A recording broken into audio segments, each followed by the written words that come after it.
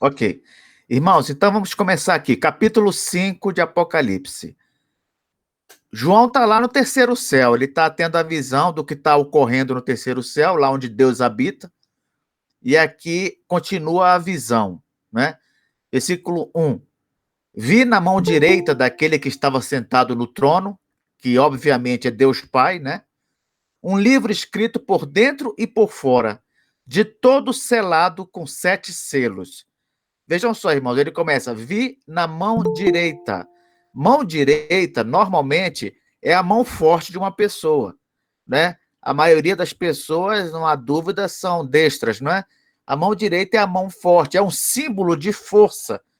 Isso significa, irmãos, que o destino da humanidade, porque aquele livro que estava na mão do Deus Pai é o livro que contém o plano da redenção, tá? O plano da redenção. O destino da humanidade está na mão de Deus, mas na mão da poderosa mão de Deus. Não está, irmãos, na mão dos homens, não está na mão de demônios, não está na mão de nenhuma criatura. O destino da humanidade, o plano de redenção, está tudo na mão poderosa de Deus. Esse começo do capítulo 5 já traz um conforto para nós. Não há motivo para ficar preocupado, desesperado, angustiado. A história está nas mãos de Deus, na mão poderosa de Deus. Tudo está na mão dele. Ainda que pareça às vezes que não, mas está tudo na mão dele. A tradução literal do texto grego, irmãos, ela indica que o livro estava sobre a mão dele e não na mão. Isso faz diferença, sabia? Isso quer dizer que é como se a mão de Deus estivesse aberta, né? E o livro está sobre a mão dele aberta, significando que o pai ele está esperando alguém digno para entregar o livro. Vocês estão entendendo? Então, na tradução em português ficou na mão direita, mas na verdade a tradução melhor seria sobre a mão direita. É como se a mão de Deus estivesse aberta com o livro ali e ele está esperando alguém para vir pegar o livro. Olha só que interessante, né? Então, continuando, o livro diz que ele é escrito por dentro e por fora, querendo trazer a ideia de que o livro já está todo preenchido, irmãos. Ele está preenchido por dentro, já está todo preenchido por dentro, está todo preenchido por fora, ou seja, não há mais nada o que pôr no livro. O plano de Deus está completo. Não há mais o que inventar, não há mais o que acrescentar. Vocês estão entendendo? Não há mais o que pôr. A revelação, né, a história, ela já está toda escrita. Toda escrita. Ah, Kleber, então tem alguma possibilidade de mudar alguma coisinha no final? Não, não tem. Não tem. Ah, a condenação de Satanás está prevista? Está prevista e vai acontecer. Ponto. Nós vamos ser recebidos pelo Senhor Jesus Cristo, vamos entrar na eternidade, vamos gozar da vida eterna e tal. Vamos. Ponto. Não há o que mudar, não há o que acrescentar, está tudo escrito. É por isso que lá no Salmo diz que todos os nossos dias, irmãos, eles estão todos escritos e determinados, não é? Está tudo já constando do plano da redenção. E termina o versículo 1 dizendo que o livro está selado com 7 selos. Os irmãos lembram que o número 7 na Bíblia, ele é um número simbólico, ele simboliza a completude, a totalidade, não é? Então, o que significa isso? Está selado com 7 selos, que ele está completamente fechado. Está ali na mão de Deus, completamente fechado, não é? Eu quero adiantar para os irmãos o seguinte: quando uma pessoa pegar esse livro e abrir o livro, a pessoa que fizer isso, ela não só vai revelar o plano da redenção, como ela também vai conduzir o plano da redenção. O que quer dizer isso, Kleber? Quer dizer que aquele que abrir o livro, ele vai executar o plano da redenção. É ele que vai comandar, é ele que vai conduzir o plano todo da redenção até a consumação. Tá, irmãos? É por isso que é muito importante, né, o que vem a seguir. Quem é digno de pegar esse livro, abrir e dar início, não é, à execução do plano da redenção, não é? Olha que coisa interessante. Versículo 2. Vi também um anjo forte que proclamava em grande voz: quem é digno de abrir o livro e de desatar os selos. Esse anjo forte, irmãos, provavelmente é o quê? É um arcanjo, né? Porque fala assim, anjo, há vários tipos de anjo, mas você fala um anjo forte. Que anjo seria um anjo forte? Não é? A gente deduz que deve ser um arcanjo, né? Porque há hierarquia entre os anjos também. E o arcanjo é um líder de anjo, né? Então, se eu fosse dizer o que é um anjo forte, provavelmente é um arcanjo. E aí, esse anjo, esse arcanjo proclama quem é digno, ou seja, quem é qualificado para abrir o livro e desatar os selos. Aí alguém pode perguntar assim, mas, Kleber, se você desata os selos, você não está abrindo o livro? Por que o versículo diz, quem é digno de abrir o livro e de desatar os selos? Dá a impressão que são coisas diferentes, né, irmão? Mas a verdade é a seguinte, por que ele faz essa distinção? Porque cada selo que for aberto vai trazer uma informação. Olha só que coisa interessante. Dizer assim, abriu o selo, abriu o livro. Não, não é assim não. Cada selo que ele vai abrir, cada selo vai dar uma informação, vai trazer uma informação para nós, tá? Então, abrir um selo não quer dizer automaticamente que o livro foi aberto. Não. Cada selo tem uma informação e depois que todos os selos forem abertos, nós vamos ver o conteúdo do livro, tá? Então, o selo não é simplesmente ali uma cera que foi colocada, né, vedando a abertura do pergaminho, vamos dizer, né? E pronto, tirou a cera, acabou, agora vamos ver o que está no livro. Não. Cada um daqueles selos, eles trazem uma informação. Então, abrir o selo é uma coisa, abrir o livro é outra, tá? E o livro só vai ser aberto depois que todos os selos forem abertos. Entende direito essa linguagem dos selos, irmãos? Eu vou explicar para vocês assim, mais ou menos, desenhar aqui, né, para vocês entenderem como é que funciona.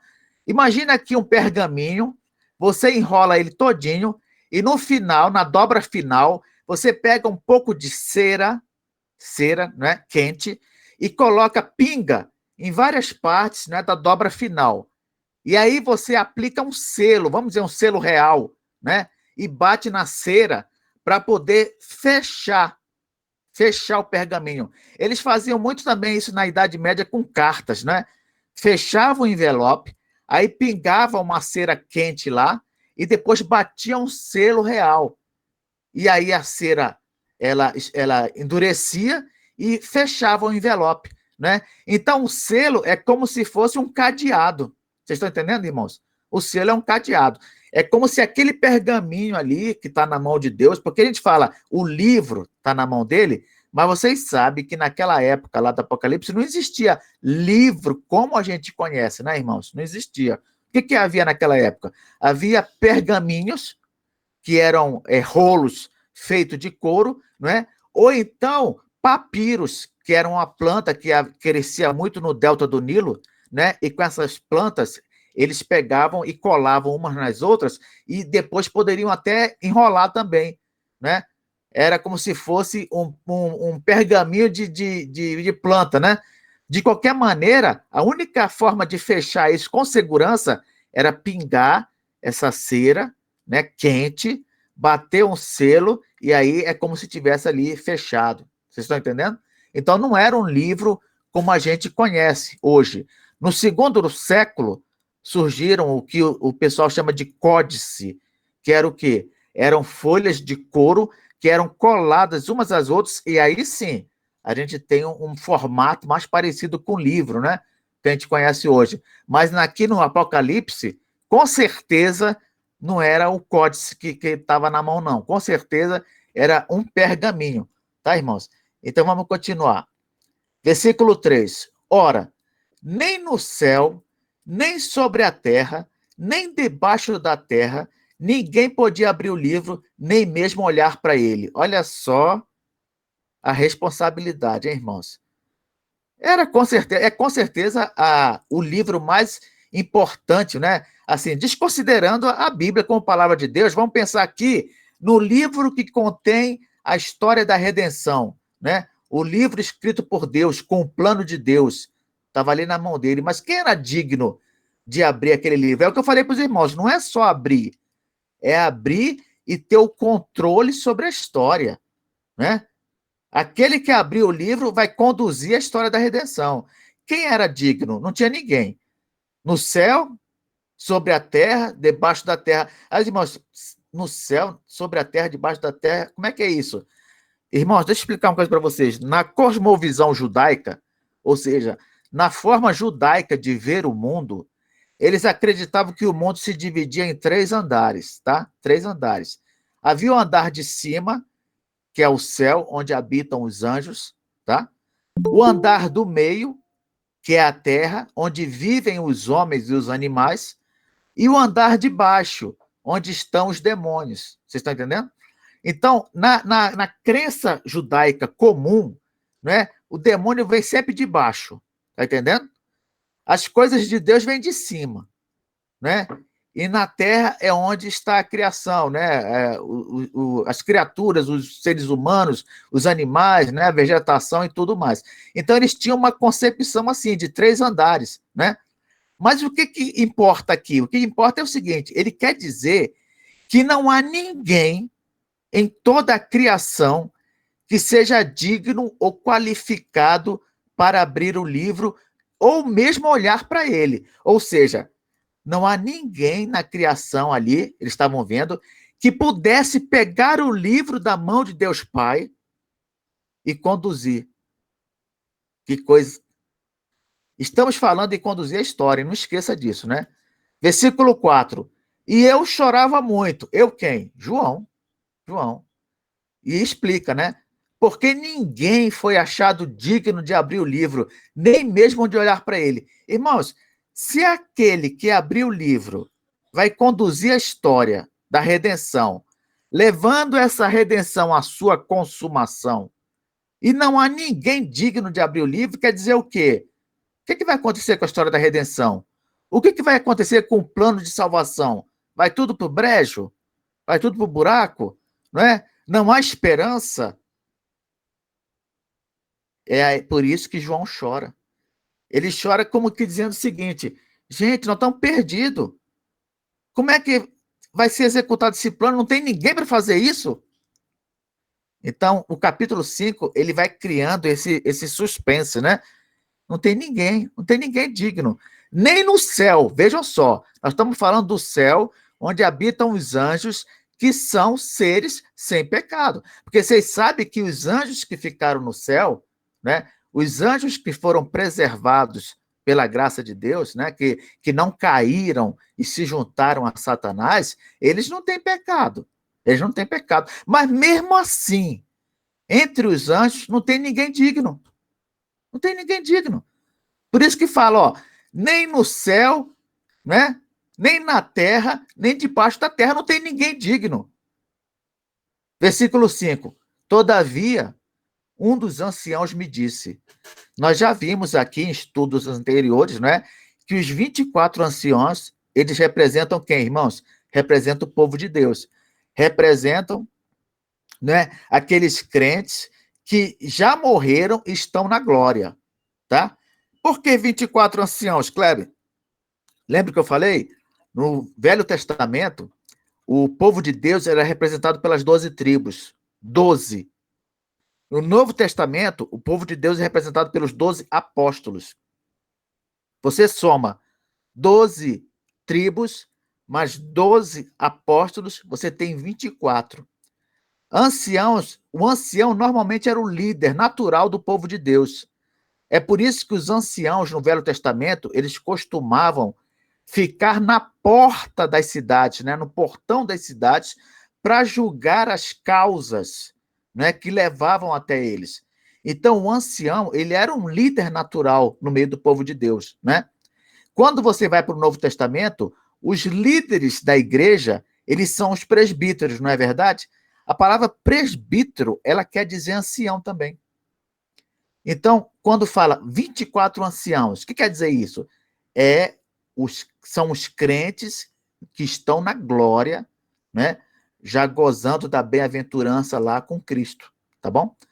Então, um dos anciãos, um daqueles crentes, chegou para João e falou para ele o seguinte: olha, não chores. Eis que o leão da tribo de Judá, a raiz de Davi, venceu para abrir o livro e os seus 7 selos. Né? Olha que coisa linda, hein? Então, a esperança ressurgiu. Há alguém qualificado para tomar o livro das mãos de Deus Pai e conduzir a história da redenção. Esse título de leão da tribo de Judá, ele vem lá de Gênesis 49, versículo 9 e 10, que diz assim: Judá, olha só o contexto aqui, não sei quem conhece, mas lá nesse texto, Jacó, um pouco antes de morrer, ele proferiu as bênçãos proféticas para os seus filhos, né? Vocês sabem que os patriarcas, eles tinham essa capacidade, né, dada por Deus, de proferir bênçãos proféticas para os seus filhos, e Deus honrava essas profecias, né? Que interessante, né? O patriarca, antes de morrer, ele proferia a bênção e Deus honrava. Então, aqui, quando Jacó está proferindo a bênção para os seus filhos, quando chega na hora de Judá, ele fala assim, ó, Judá é leãozinho, da presa subsiste, filho meu, encurva-se e deita-se como leão e como leoa. Quem o despertará? Aí o versículo 10, o cetro não se arredará de Judá, nem o bastão de entre seus pés, até que venha Siló, e a ele obedecerão os povos. Essa palavra aqui, Siló, se você for olhar lá em João, capítulo 9, você vai ver que Jesus vai curar um rapaz de cegueira, e ele fala assim, vai agora, molha lá no tanque de Siloé, né? E lá no texto de João 9 vai explicar que Siloé significa enviado. Siló é uma forma abreviada de Siloé, que quer dizer o seguinte, então, que o cetro não se arredará de Judá, vai estar sempre relacionado a Judá, a realeza, né? Até que venha Siló, ou seja, até que venha o enviado. Quem é o enviado? O enviado é o Messias, né? Quando ele vier, o cetro não vai estar mais restrito a Judá. O cetro agora vai estar sobre os povos, né? Porque ele vai reinar não é só sobre Judá, não. Ele vai reinar agora sobre todos os povos, né? Então aqui o leão de Judá, ele é mencionado num contexto de glória, de realeza, né? De reinado sobre povos, tá? A figura do leão é uma figura de majestade, né? Na Bíblia, relacionada ao Messias. E aqui diz também a raiz de Davi. Essa palavra raiz de Davi, eu não gosto muito dessa tradução raiz pelo seguinte, porque raiz dá a impressão que veio antes, né, irmãos? Raiz não é uma coisa que está ali embaixo, no começo, dá a impressão que veio antes. Mas quando fala de Jesus como a raiz de Davi, quer dizer que ele é o descendente de Davi. Vocês estão entendendo? É o descendente de Davi, não a raiz de Davi. Então, a verdade é a seguinte, o melhor seria dizer ramo de Davi, né? Um ramo que brotou de Davi. Essa é a ideia melhor para o descendente de Davi, que é o Messias, tá? Essa ideia de ramo de Davi, ela vem de vários textos, né? Vários textos. Um deles é Isaías, capítulo 11, versículo 10, que diz assim, naquele dia recorrerão as nações à raiz de Jessé. Vocês sabem que Jessé era o pai de Davi, né? Que está posta por estandarte dos povos. A glória lhe será a morada. Então, Jesus Cristo, o Messias, ele é tanto o ramo de Davi como o ramo de Jessé, tanto faz, né? Essa figura mostra que Jesus ele tem o direito ao trono, irmãos. Tem direito ao trono. Por quê? Porque vocês sabem que a Bíblia mesmo fala, né? Que Davi foi o homem segundo o coração de Deus, foi o maior rei de Israel, né? E há uma promessa lá em 1 Samuel de que nunca faltaria descendente de Davi, né, no trono. E Jesus era o descendente final profetizado, né? Não é à toa que ele era chamado de raiz de Davi, descendente de Davi, filho de Davi, em vários textos do Novo Testamento. Lembram lá quando Bartimeu está pedindo ajuda, que ele quer enxergar, né? Ele fala assim, filho de Davi, tem misericórdia de mim. O que ele quer dizer? Descendente de Davi, né? Ramo de Davi. É isso que ele quis dizer. Então, o que eu quero ressaltar aqui nesse versículo? Presta atenção, irmãos, ó. Eu quero ressaltar o seguinte. Primeiro, a figura do leão, ela tem a ver com realeza, né? Com o Messias reinando, tá, irmãos? É aquela figura de força, né? Ele está reinando. E vocês vão entender por que eu estou enfatizando isso com o versículo seguinte. Olha só. Versículo 6. Então vi no meio do trono e dos 4 seres viventes. O que são os 4 seres viventes? Vocês lembram? Os 4 seres viventes são aqueles anjos mais próximos do trono, né? São aqueles anjos que têm uma proximidade maior da Trindade, tá, irmãos? Vi no meio do trono e dos 4 seres viventes e entre os anciãos é a igreja redimida. Quem é que estava de pé? Olha só, um cordeiro como tendo sido morto. Interessante, hein? Um cordeiro como tendo sido morto. Qual seria a visão que ele estava vendo ali, né? Será que era um cordeiro lá, quieto, paradinho? Não sei, a impressão que ele teve quando ele viu é que é como se estivesse morto. E ele diz, esse cordeiro tinha 7 chifres, bem como 7 olhos. E ele fala, esses 7 olhos são os 7 espíritos de Deus enviados por toda a terra. Então, vamos analisar direitinho esse versículo para não deixar passar nada, tá, irmãos? Primeira coisa é o seguinte, vejam só, ele citou o leão de Judá no versículo anterior, que é a figura de rei, né? Aquele que reina. E realmente Jesus, nós sabemos, no final de Mateus, diz lá, toda autoridade me foi dada no céu e na terra, né? Toda autoridade foi dada. Jesus, ele reina, não é, sobre tudo e todos hoje. Mas observe uma coisa interessante. Não haveria rei se não tivesse havido primeiro o cordeiro que morreu. Presta atenção no que eu estou falando, hein? Não haveria rei se não tivesse havido primeiro o cordeiro que morreu. Não haveria um leão forte, poderoso, né? Pronto para despedaçar os inimigos, se primeiro não tivesse havido um cordeiro submisso que se entregou voluntariamente à morte por causa dos nossos pecados. Então vocês percebem, irmãos, que a glória, ela não vem sem o sofrimento? A glória, ela não vem sem a dor? A glória não veio sem a humilhação? Irmãos, isso é uma lição muito importante. O Cordeiro de Deus foi ele que garantiu a vitória. Isso é uma coisa irônica no evangelho, no cristianismo, porque da derrota surgiu a vitória, né? Isso é uma coisa diferente. Eu assim, mas lutou, venceu e pronto, ganhou. Não. Ele lutou, aparentemente perdeu, né? Porque nós imaginamos aqui o quê? Que quando ele foi crucificado, quando ele foi esbofeteado, quando ele foi cuspido, humilhado e levado para aquela cruz, com certeza os principados e potestades, eles interpretaram que foram vitoriosos, né? Nós derrotamos o Filho de Deus, mas não. Quando ele foi cravado na cruz do Calvário, naquele mesmo momento, ele cravou quem? Os principados e potestades, né? Humilhando-os, irmãos, humilhando-os. A cruz do Calvário, ela é um símbolo, né? Na verdade, da vitória do Cordeiro, né? Foi ali na cruz que ele garantiu a vida eterna para todos nós.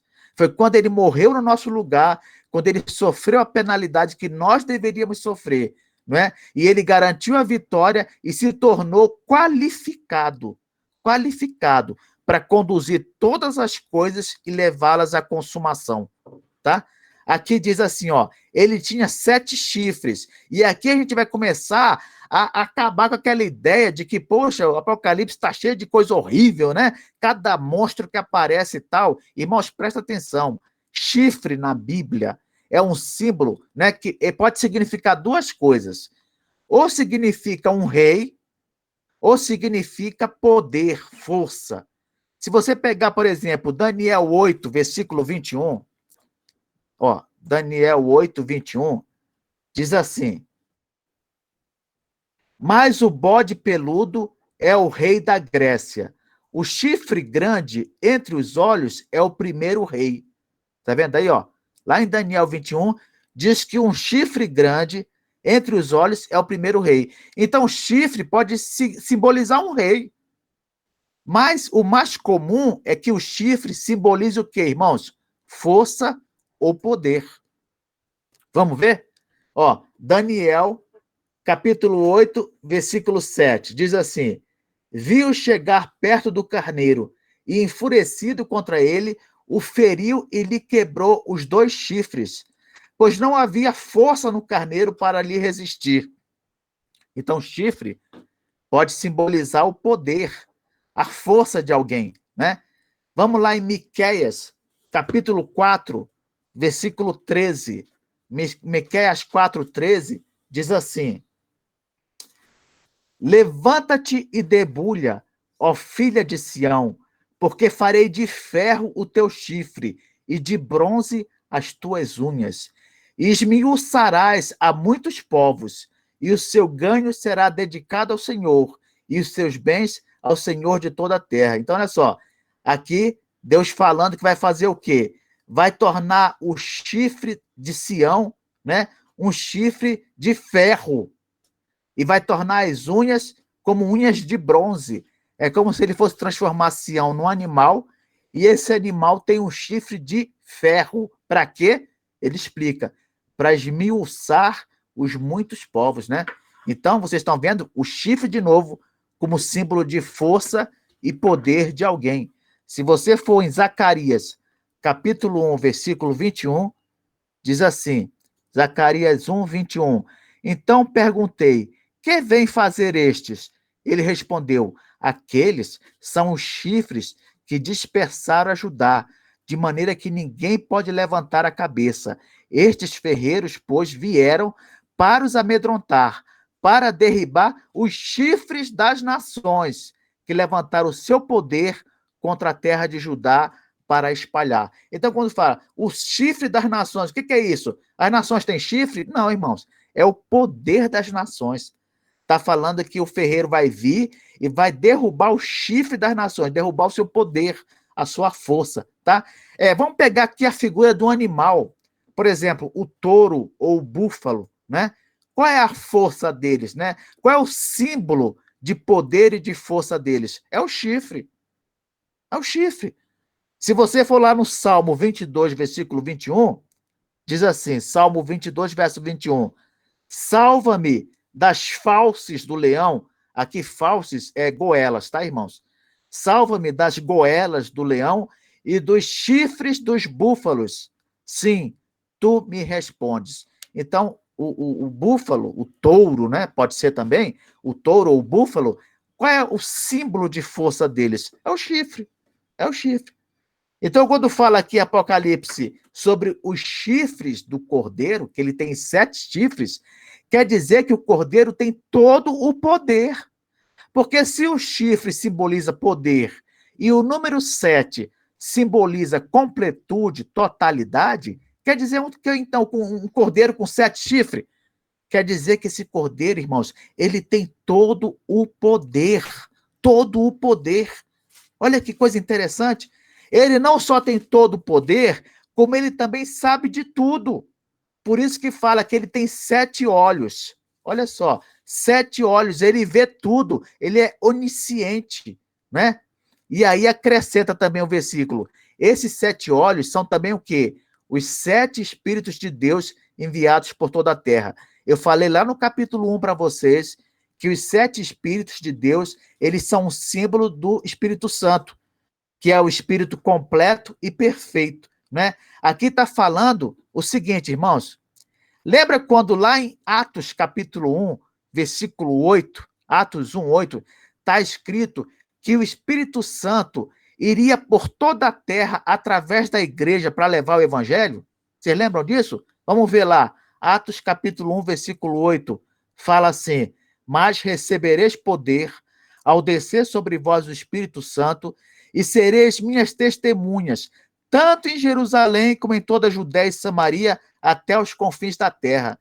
Então, aqui nesse versículo 6, quando fala que os 7 Espíritos de Deus enviados por toda a terra, está querendo dizer o seguinte, que o Espírito Santo, através da igreja, ele foi enviado a toda a terra para levar a mensagem do evangelho, e Jesus está vendo tudo isso, porque ele é onisciente, e o Espírito está indo também como representante dessa onisciência dele, não é? A igreja avança, ela prega o evangelho, ela alcança o mundo, e o olhar onisciente de Cristo vai junto, vendo tudo, supervisionando tudo. Olha só o vínculo estreito que existe entre essas duas pessoas da Trindade, entre o Filho e o Espírito. É por isso que Jesus falou: eu vou, mas não vos deixarei sós. Por quê? Porque eu vou mandar o Consolador, o Espírito Santo. É como se o Espírito Santo estivesse tomando o lugar de Cristo junto da igreja aqui na terra, não é? E aí, irmãos, nós temos uma mensagem linda aqui. Qual é a mensagem? A mensagem é que o evangelho avança pelo mundo, né, com o poder do Espírito Santo e supervisionado pelo Filho, por Jesus Cristo. Por quê? Porque, embora Jesus ele tenha ido para ficar à destra do Pai, ele continua do nosso lado. Ele continua do nosso lado. Vocês lembram? Eu falei para vocês uma vez, eu gosto muito daquele filme, né, Jesus, lá de Franco Zeffirelli, né? Naquele filme, no final do filme, o Pedro e o João encostam no peito de Jesus, porque eles estão sentindo que Jesus não vai ficar muito tempo com eles. E eles falam assim: Senhor, a noite se aproxima, não nos deixe sozinhos, né? No filme, né? E aí Jesus responde assim: eis que estou convosco todos os dias, até a consumação dos séculos. Então, embora muitas igrejas aí gostem de enfatizar, né, o Espírito Santo, nós estamos na era do Espírito, não sei o quê, o Espírito faz a igreja avançar, faz a igreja pregar, e o Espírito leva a conversão e tal. Jesus está conosco da mesma forma. Ele está conosco. Ele está do nosso lado. Por isso que a Bíblia diz assim, olha, onde estiverem 2 ou 3, estarei no meio deles. No meio deles. Então, Jesus está junto, irmãos. Ele está junto. O Espírito e o Senhor estão junto conosco, né? E aí continua versículo 7. Veio quem? O Cordeiro. Veio, pois, e tomou o livro da mão direita daquele que estava sentado no trono.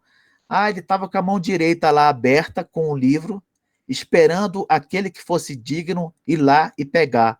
Pois bem, chegou. Chegou.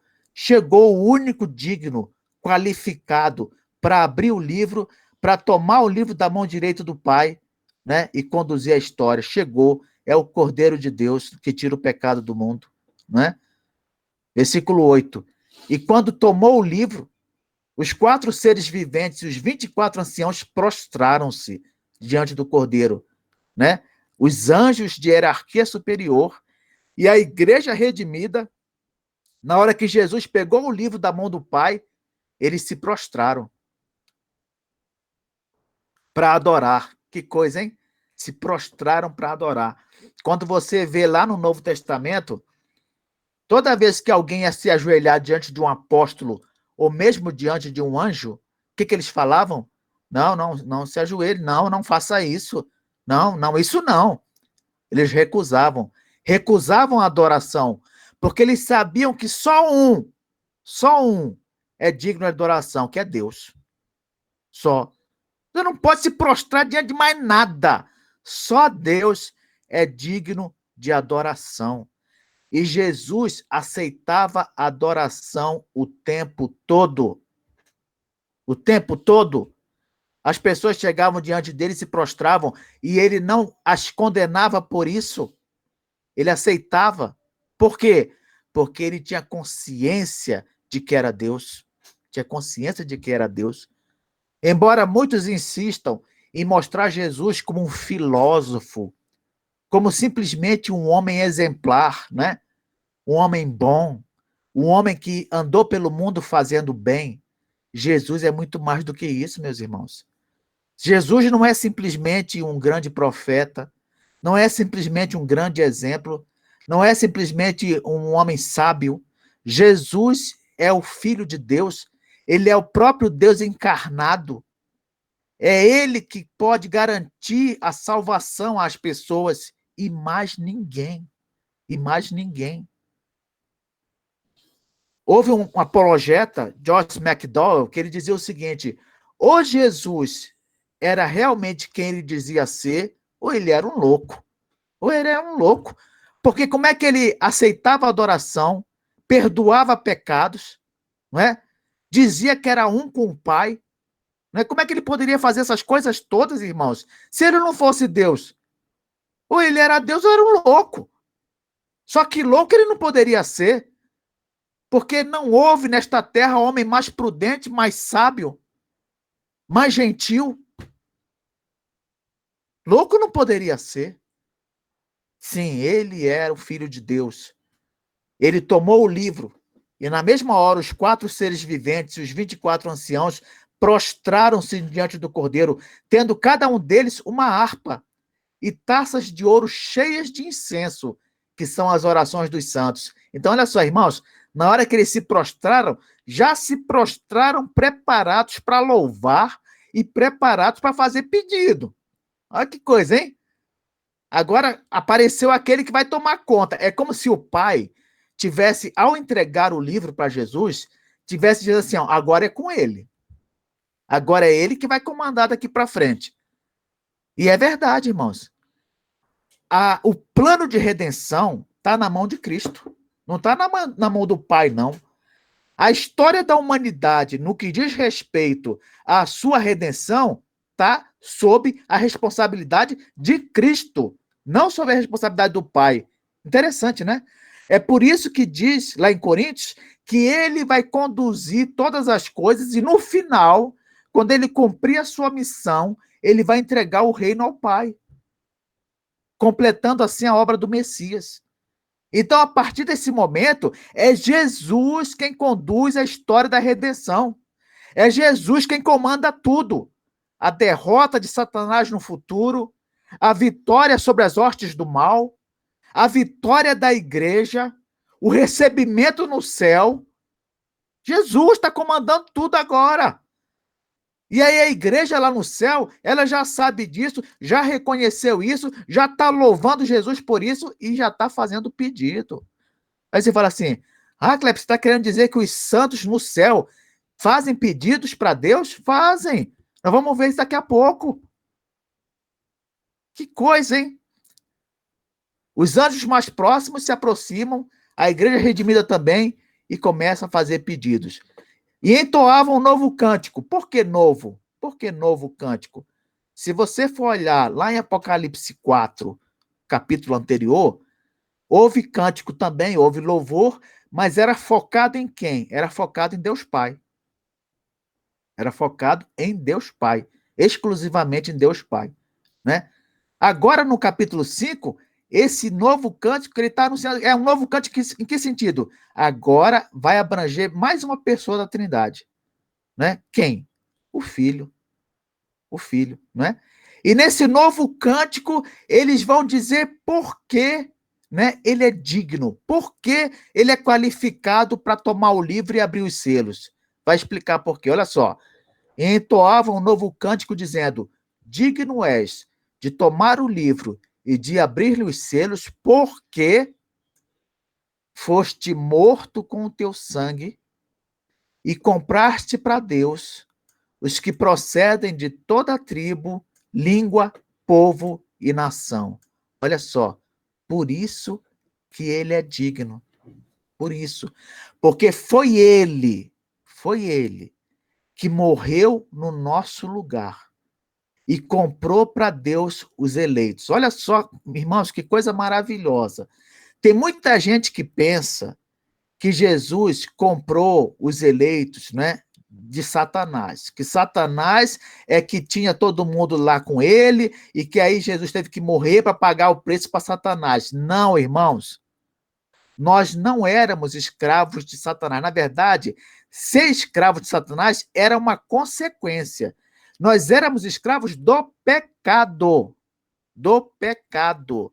E qual era o problema nisso? O problema nisso é que se nós éramos escravos do pecado, automaticamente nós também éramos inimigos de Deus. Inimigos de Deus. E a justiça de Deus manda fazer o quê? Hein? Em relação ao pecado, ao pecador. O que a justiça de Deus manda fazer? Manda matar. O salário do pecado é o quê, irmãos? A morte. O salário do pecado é a morte. Então, Deus é que precisava de uma satisfação.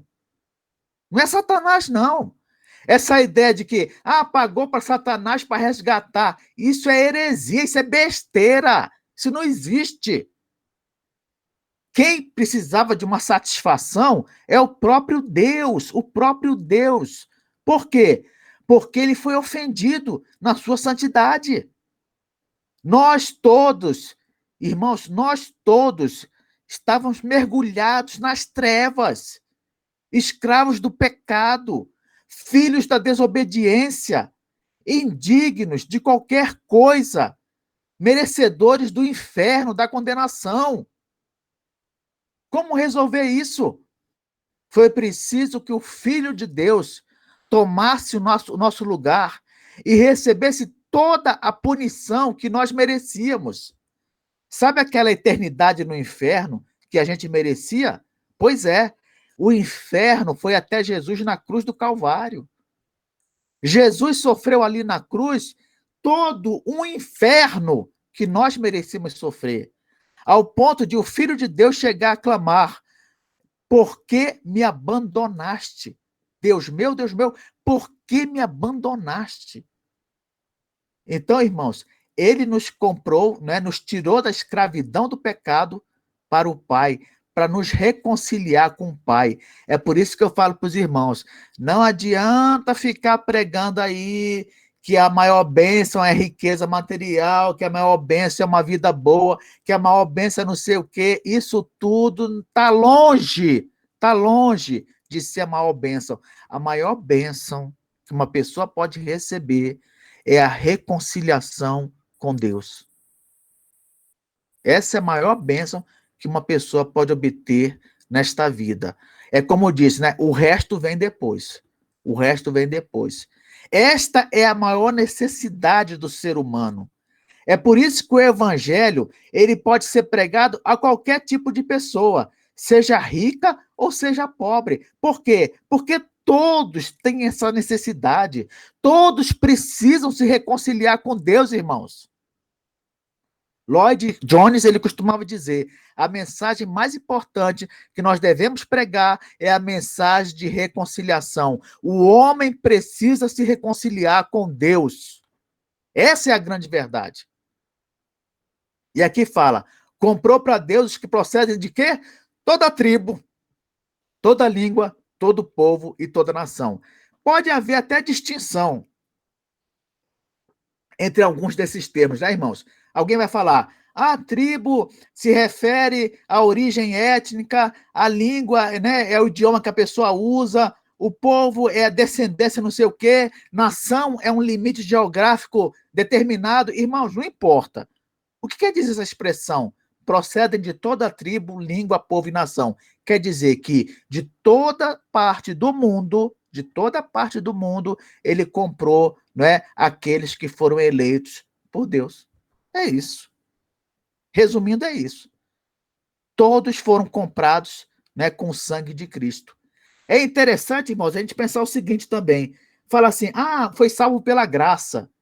E muitas pessoas pensam assim, graça é sinônimo de gratuidade, né? fomos salvos de graça. Não, irmão, você nunca pode falar isso.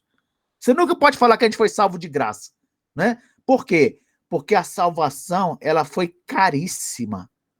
Caríssima. Sabe quanto é que custou a tua salvação, meu irmão? Sabe quanto?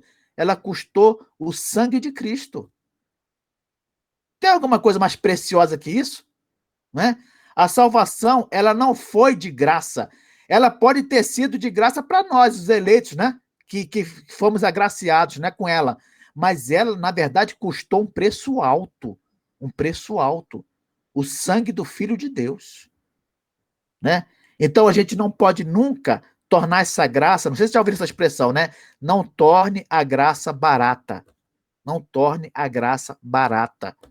Quando a gente age como crente relaxado, não é? Quando a gente ignora a vontade de Deus, quando a gente não se preocupa em agradar a Deus, nós estamos tornando essa salvação, né? Essa graça que foi derramada sobre nós, uma graça barata. Mas não foi, meus irmãos, não foi, não. Jesus morreu por você, Jesus morreu por mim, né? Vamos pensar nisso. Vamos nos esforçar mais para fazer a vontade de Deus, para poder agradá-lo. Vamos, irmãos. Né? Não é para obter salvação, não, é porque a gente foi salvo. No versículo 10 fala assim: e para o nosso Deus os constituíste quem? O Cordeiro. Cordeiro, é sempre o Cordeiro. Os constituíste reino e sacerdotes, e reinarão sobre a terra. Olha aqui, ainda colocou no futuro, né? E reinarão sobre a terra. Olha, Cristo não só nos resgatou da escravidão do pecado, irmãos, não só fez isso, não, hein? Ele ainda nos transformou em reino e sacerdotes. Olha que coisa. Apocalipse capítulo 20, versículo 4, diz lá o quê? Que os crentes na glória, eles já estão reinando com Cristo no céu. Já estão reinando com Cristo no céu. E no futuro, quando houver a restauração, quando tudo for restaurado, nós estivermos diante de novo céu e nova terra, nós vamos reinar sobre a terra. Vamos reinar sobre a terra. Se você morre hoje, você já vai reinar no céu. Quando Cristo voltar e restaurar todas as coisas, nós vamos reinar sobre a terra, né? Diz também que Cristo fez de nós sacerdotes, irmãos, sacerdotes. Você sabe o que é isso, sacerdote? No Velho Testamento, o sacerdote, ele era aquele que tinha acesso à presença de Deus, diferentemente do resto do povo. Não era qualquer um que ia à presença de Deus, não. Era o sacerdote. Sacerdote, sumo sacerdote, né? Eram eles. Não era o povão, não. Mas nós somos sacerdotes hoje. O crente hoje, pela fé em Cristo, ele tem acesso direto ao Pai. Tem acesso direto ao Pai. Por isso que fala lá em Timóteo 2,5, 1 Timóteo 2,5, e não há nenhum outro mediador entre Deus e os homens, só Cristo Jesus.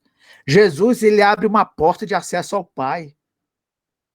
Muita gente fala em Deus, fala em Pai, não sei o quê, mas não sabe o que é isso, não. Não tem nem proximidade, nem intimidade com ele. Sabe por quê? Porque não tem Jesus como mediador. Só tem acesso ao Pai quem tem Jesus como mediador. Só ele leva ao Pai. Por isso que ele fala, né, que ele é o caminho, a verdade e a vida, e ninguém vem ao Pai senão por mim. Ah, mas o meu primo é muçulmano. Não vai! Ah, mas fulano ali é do hinduísmo. Não vai! Ah, mas ciclano é não sei o quê. Ninguém vai ao Pai senão por mim. Se não for por meio de Cristo, ninguém vai ao Pai. Ninguém vai ao Pai, né? E no céu, irmãos, nós vamos ver a Cristo pessoalmente, como ele é. Por isso, lá em 1 João, capítulo 3, versículo 2, está escrito assim: amados, agora somos filhos de Deus, e ainda não se manifestou o que haveremos de ser. Sabemos que, quando ele se manifestar, seremos semelhantes a ele, porque haveremos de vê-lo como ele é. Como ele é. Quando nós chegarmos no céu, nós vamos ver o Filho de Deus, o Cordeiro de Deus que tirou o pecado do mundo, e vamos estar pessoalmente com ele. Jesus chegou a falar na noite da ceia: não beberei esse fruto da vida de novo, senão naquele dia convosco no céu. Vai ser o dia que nós vamos celebrar a ceia com Cristo na mesa, ao nosso lado. É isso que vai acontecer. Versículo 11, João falando: vi e ouvi uma voz de muitos anjos ao redor do trono. Voz dos seres viventes, que são aqueles anjos mais próximos. Voz dos anciãos, que é a igreja redimida, cujo número era de milhões, milhares de milhares. Eita, irmãos. Vocês acham que a igreja presbiteriana aqui, Águas Vivas, é pequena, né? Pois é, vocês querem ver uma igreja grande, irmãos? Ah, a igreja lá, a catedral lá no Rio. Não, irmãos, vocês não sabem o que é igreja grande, não. Vocês não sabem o que é igreja grande. Vocês vão ver igreja grande lá no céu, né? Milhões de milhões, milhares de milhares, os santos de todas as épocas. Todos. A idade antiga, idade média, idade moderna, contemporânea. Todos os anjos, todos os santos, todos reunidos ali, né? Louvando ao Senhor, se confraternizando, né, irmãos? Só alegria, irmãos, só alegria lá, hein? Versículo 12. Proclamando em grande voz, todo mundo junto, hein? Digno é o Cordeiro que foi morto de receber o poder, riqueza, sabedoria, força, honra, glória e louvor. Vamos analisar cada um, né? Digno é o Cordeiro que foi morto de receber o poder, riqueza, sabedoria, força, honra, glória e louvor, né, irmãos? Deixa eu fazer uma distinção aqui para vocês.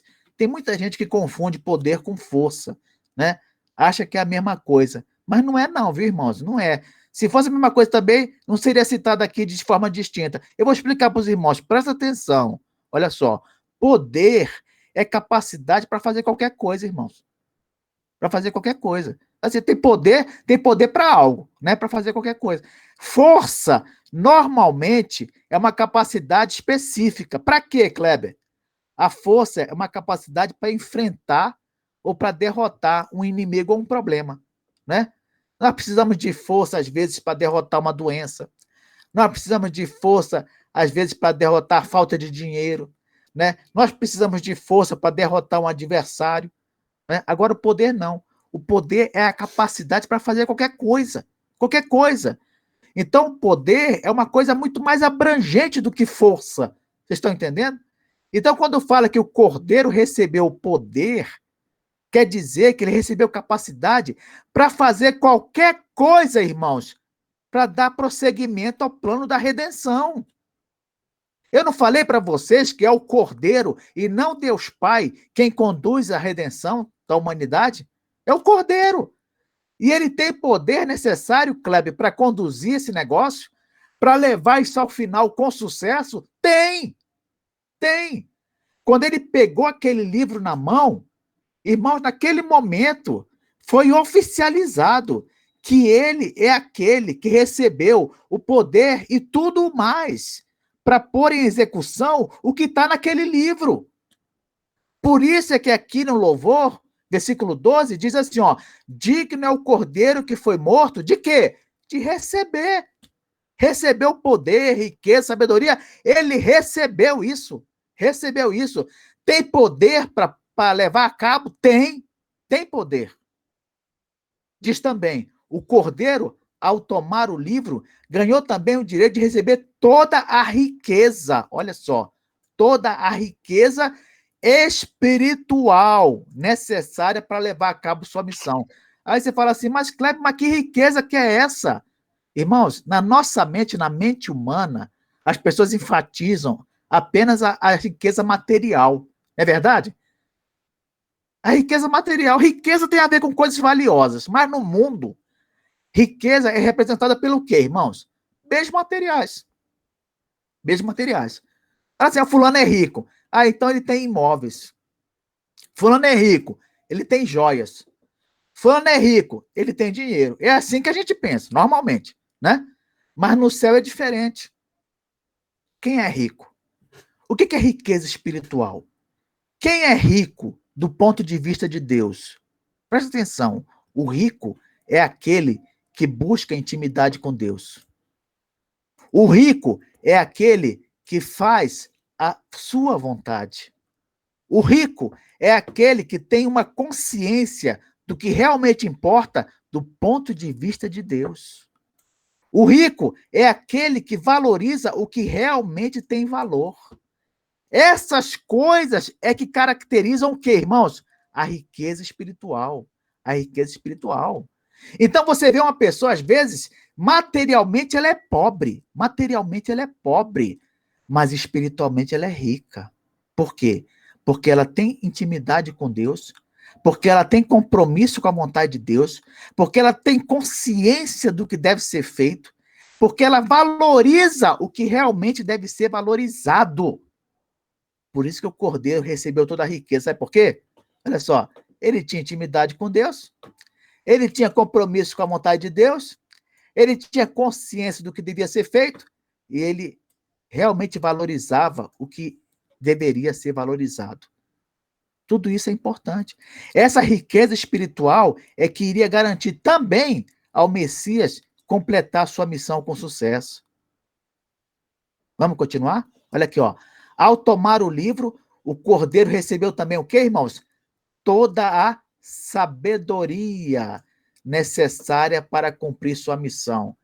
Vocês sabem, irmãos, qual é a diferença de sabedoria para conhecimento? Vocês sabem? Conhecimento é simplesmente informação, né?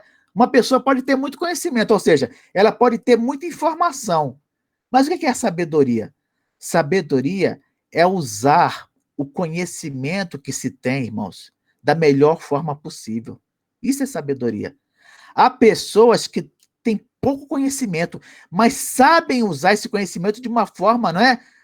Maravilhosa, uma forma que vai realmente trazer bons resultados, uma forma que Deus aprova. Então, sabedoria é a aplicação de forma inteligente do conhecimento. É isso, né? Agora, imagina o cordeiro que tem todo o conhecimento do mundo, hein?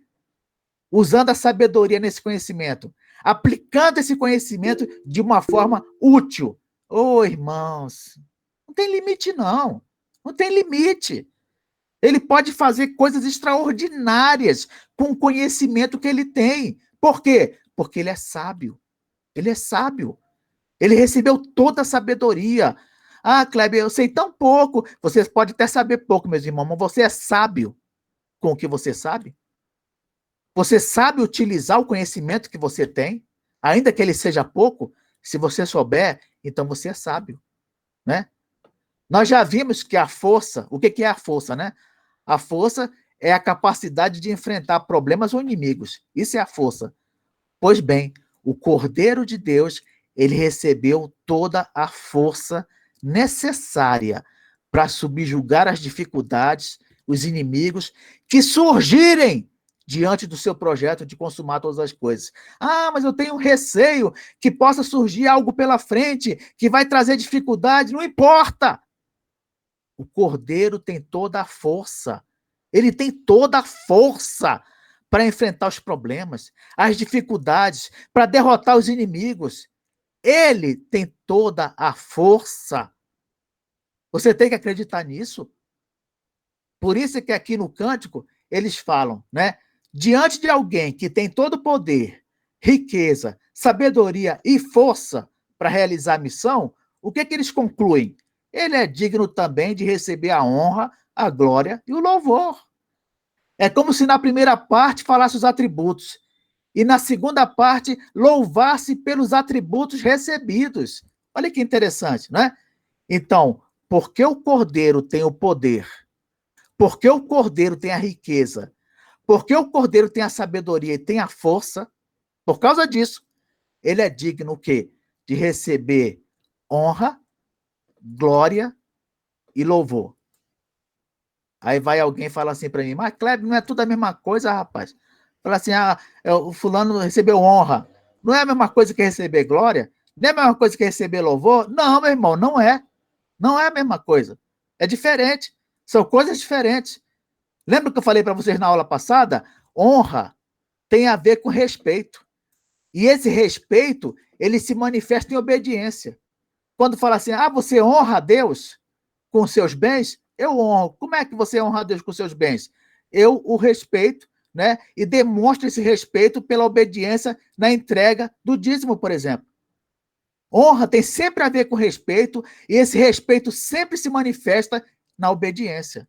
Aí fala assim, a glória. O que é glória? Eu falei na aula passada. Glória é o reconhecimento de mérito por algo. Então, por exemplo, a pessoa foi curada de uma doença. Aí o outro chega e fala bem assim, dá glória a Deus. Dá glória a Deus. A pessoa conseguiu um emprego. Aí o outro fala, dá glória a Deus. O que quer dizer isso? Glória. Glória é o reconhecimento de mérito por alguma coisa. Toda vez que você dá glória a Deus, isso quer dizer que você está reconhecendo a Deus por alguma coisa. O mérito é dele. Então, glória a Deus. Não pode dar glória aos homens. O mérito não é dos homens, o mérito é de Deus. Por isso que quando Herodes foi glorificado ali, todo mundo, glória a Herodes e tal, não sei o quê, o homem aceitou e na mesma hora foi comido de vermes. A glória é de Deus. Não é da gente, não. Você está achando que é muita coisa? Vai baixando a bola aí, meu filho. Vai baixando a bola. A glória é de Deus, o mérito é dele. E o louvor, ele pode ser expresso por elogios em geral, pode ser expresso por cânticos, pode ser expresso por atitudes que agradem a Deus. O louvor, irmãos, na verdade, é uma coisa muito extensa, né? Há muitas maneiras de louvar o Senhor, muitas, mas todas elas buscam o quê? Agradar o Senhor, né? Agradar o Senhor. Louvor é uma coisa mais ampla, né? Mais extensa. Então, aqui, versículo 13. Então, João continua, né?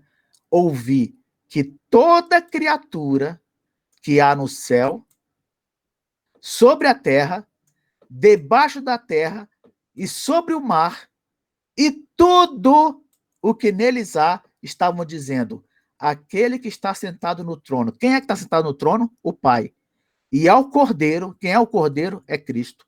Seja o louvor, e a honra, e a glória, e o domínio pelos séculos dos séculos. No final, irmãos, todas as criaturas, elas estão expressando o desejo de que tanto o Pai quanto o Filho recebam o quê? Louvor, honra e glória e continuem dominando para sempre, para sempre. Agora tem uma coisa nesse versículo que chama a atenção. O que é? Lembra que eu falei para vocês que na visão judaica o mundo se divide em 3 andares? Lembra? Pois é. Só que aqui surgiu mais um andar, né, irmãos? Vocês perceberam ou não? Olha aqui. Fala assim, toda criatura que há no céu, primeiro andar. Sobre a terra, segundo andar. Debaixo da terra, terceiro andar. E sobre o mar. Não é estranho isso? Porque pensa comigo, se vai citar o mar, não é melhor citar o mar depois de terra? Sobre a terra e sobre o mar, né? Mas não, jogou o mar para o final. Por quê? Presta atenção no que eu vou dizer aqui, irmãos. Olha só. Eu não falei que quando fala no primeiro andar, o céu, está se referindo aos anjos? São os que habitam no céu. Sobre a terra, está se referindo aos seres humanos e os animais. Debaixo da terra, os demônios. E o mar aqui não é um mar literal, não, irmãos. O mar aqui é aquele símbolo das nações mundanas. Lembra que eu falei para vocês numa aula anterior, né, que o mar na Bíblia ele simboliza as nações mundanas, né? Pode ser também chamado de muitas águas, tanto faz. Vamos ver alguns textos aqui. Apocalipse 13. Apocalipse 13, versículo 1. Diz assim, olha só. Vi emergir do mar uma besta que tinha 10 chifres. Quem é essa besta? É o anticristo, né? Mas a besta saiu do mar. Ué, que estranho. É porque o mar, principalmente em Apocalipse, hein? Ele simboliza as nações mundanas. É por isso que lá em Apocalipse, capítulo 21, versículo 1, diz assim, eis que surge novos céus e nova terra, e o mar já não existe. Ah, mas aí o surfista entrou em desespero, né? O surfista entrou em desespero. Nunca mais vou pegar uma onda, nunca mais vou nadar.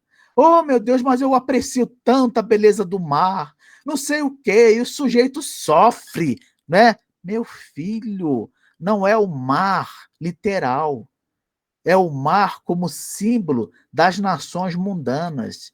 Esse não vai mais existir no novo céu e na nova terra.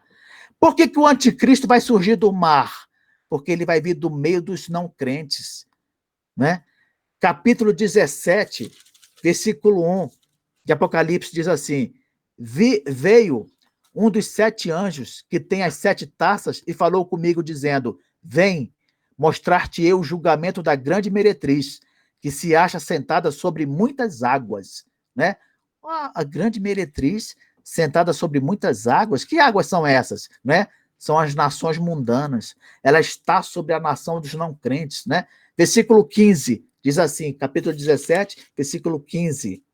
Falou-me ainda: as águas que viste, onde a meretriz está sentada, são povos, multidões, nações, línguas.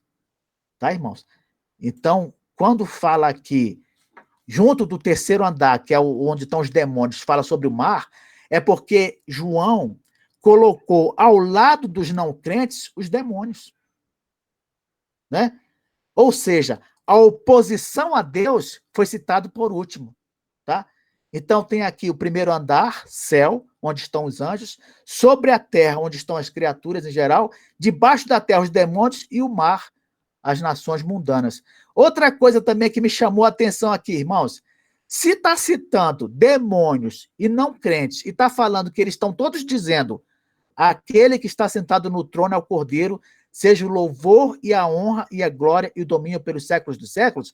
Aí você vai perguntar assim para mim: mas Kleber, então você quer dizer que até os demônios e os não crentes, né, nessa visão aí, eles estão exaltando?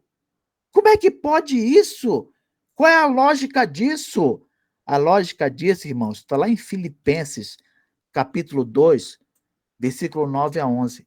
Filipenses 2, versículo 9 a 11, diz assim, olha: pelo que também Deus o exaltou sobremaneira, ele deu o nome que está acima de todo nome, para que ao nome de Jesus se dobre todo joelho, nos céus, na terra e debaixo da terra, e toda língua confesse que Jesus Cristo é Senhor, para a glória de Deus Pai.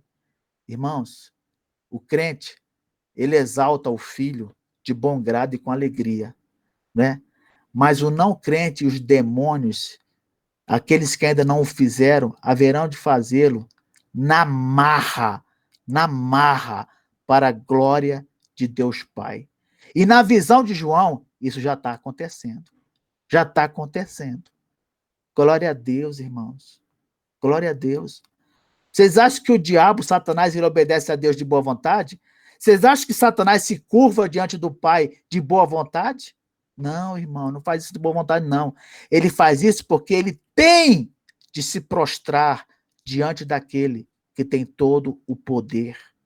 Os demônios têm que se prostrar diante do Cristo vitorioso, né? O Cristo vencedor. É por isso que termina o capítulo 5 assim, ó. E os 4 seres viventes respondiam: Amém. E os anciãos prostraram-se e adoraram. Diante daquela cena gloriosa que João estava contemplando, ao final ele vê a concordância dos anjos superiores, desejando que seja realmente assim, e os crentes glorificados prostrando-se e adorando ao Pai e ao Filho.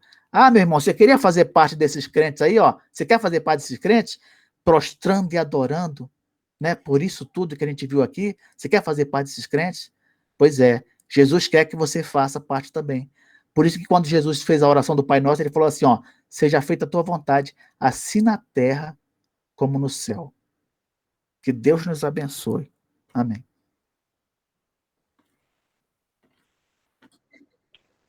Amém. Amém. Muito obrigada, Amém. professor, porque o senhor teve que estudar muito, Quantos esclarecimentos, viu? Deus te abençoe grandemente. Amém, irmã.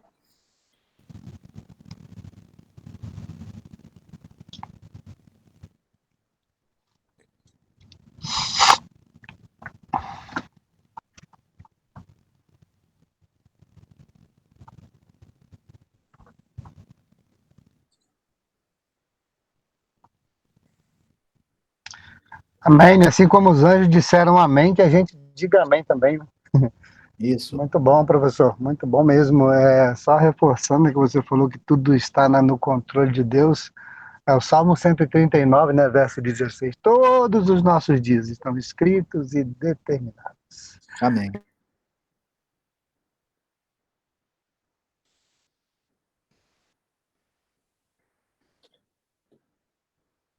Para isso a gente diz amém também, porque é obrigado por ela. Vamos agradecer. Senhor, muito obrigado por essa aula. Que os aprendizados propostos possam edificar a nossa vida, fortalecer a nossa fé, renovar as nossas forças e a nossa confiança em Deus.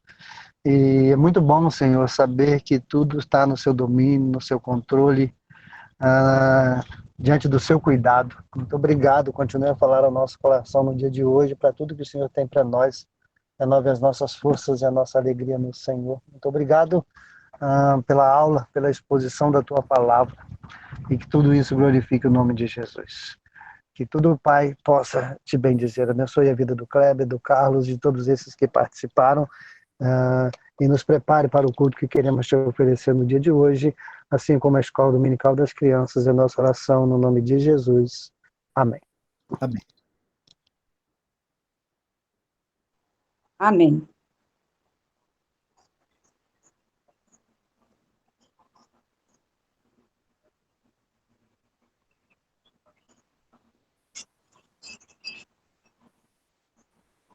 Amém. Amém. Amém.